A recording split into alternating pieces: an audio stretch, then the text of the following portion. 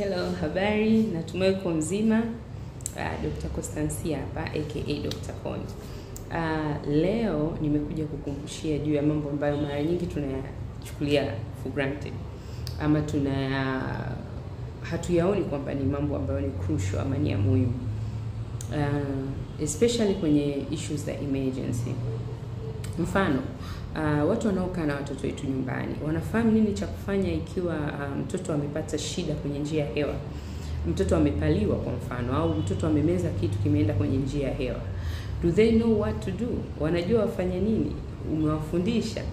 Hizi ni skills ambazo zinawezekana kabisa kumfundisha mtu anayekaa na mtoto wako nyumbani, dada yako wa kazi nyumbani, ambazo anaweza kazifanya kabla ya kukupigia simu au kabla ya kumkimbiza mtoto hospitali.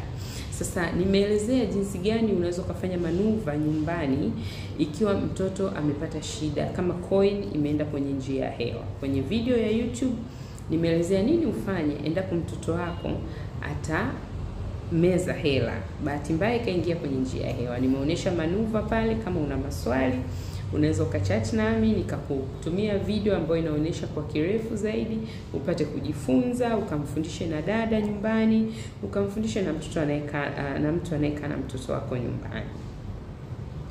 Asante kwa kunisikiliza. Uwe na wakati mwema. Usisahau kusubscribe, kushare na ndugu jamaa na marafiki ili kusambaza elimu, watu wakapate kujifunza na kuokoa maisha. Thank you. Have a good day.